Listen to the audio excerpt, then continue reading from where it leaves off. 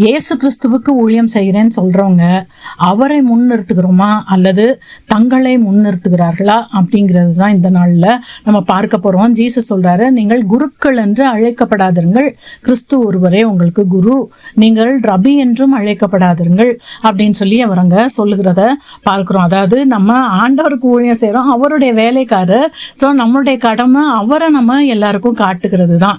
ஏன்ட்டவா, நான் ஜோம் பண்ணா உனக்கு சரியாயிரும், நான் உனக்கு தீர்க்க தரிசனம் சொன்னா சரியாயிடும், நான் உனக்கு மந்திரிச்சு விடுறேன்ற மாதிரி இந்த மாதிரி ஏதாவது ஒன்று சொல்லி நானுன்னு சொல்றாங்களா இல்லை கிறிஸ்துவை காட்டுகிறார்களா அப்படிங்கிறத நம்ம பார்க்கணும். நாம் அப்படி செய்கிறோமா, எனக்கு நான் மகிமையை தேடுகிறேனா கிறிஸ்துவை காட்டுகிறேனா அப்படிங்கிறது ஒரு பெரிய ஏதோ இந்த கடைசி நாட்கள் ஊழியத்தில் நம்ம அதெல்லாம் ரொம்ப பார்க்க வேண்டியது.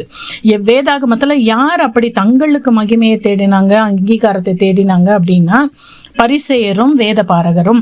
அவங்கள பற்றியே ஜீசஸே சொல்லும்பொழுது சொல்லுகிறார், அவங்க விருந்துக்கு போனால் அவங்களுக்கு முதன்மையான இடம் வேணும், ஜெப ஆலயத்தில் முதன்மையான ஆசனம் வேணும், சேர்ஸ் வேணும், சந்தை வெளிக்கு போனால் வந்தனங்கள் வாங்க வந்தனம் வணக்கம்னு சொல்லணும், மனுஷர்கள் அவங்கள ரபி ரபி குரு குருன்னு அழைக்கணும், இதெல்லாம் அவங்க விரும்புகிறாங்க.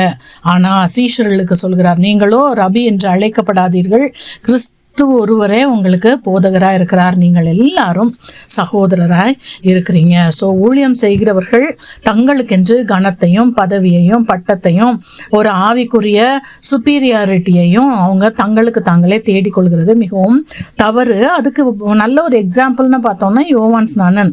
அவர் பாருங்களேன், அவர்கிட்ட அவரை ஃபாலோ பண்ணுறவங்க கிட்ட சொல்கிறாரு, ஐயோ நான் கிறிஸ்து இல்லை, அவருக்கு முன்பாக அனுப்பப்பட்டவன், அவருக்கு ஊழியம் செய்கிறதற்கு அவருக்கு பாதையை காண்பிக்கிறதற்காக நான் அனுப்பப்பட்டவன், அவர் பெருகவும் நான் சிறுகவும் வேண்டும் என்று சொல்லி அவர் அப்படி சொல்லுகிறதை நம்ம பார்க்கிறோம். ஸோ அந்த மாதிரி ஒரு சர்வன்ட் ஐடென்டிட்டி எடுக்கிற ஊழியக்காரர்கள் தான் உண்மையான ஊழியக்காரர்கள். ஒரு வேளை ஊழியம் செய்கிறவர்களாக இருந்தால் இது ரொம்ப நமக்கு தேவை.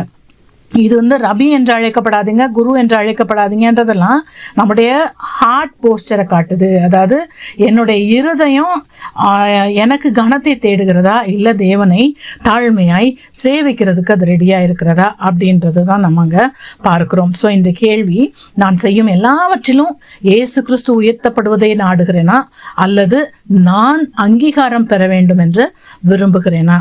ஜெபம், ஆண்டவரே தாழ்மையாய் உம்முடைய வேலைக்காரன் என்பதை நான் அறிந்து உமக்கு ஆண்டவரே ஒரு அடிமையாய் நான் வேலை செய்ய, எனக்கு அதில் துளியும் ஆண்டவரே எந்த கனத்தையும் மகிமையையும் பட்டத்தையும் பதவியும் தேடாமல் நான் உமக்கு ஊழியம் செய்ய எனக்கு உதவி செய்யுங்க.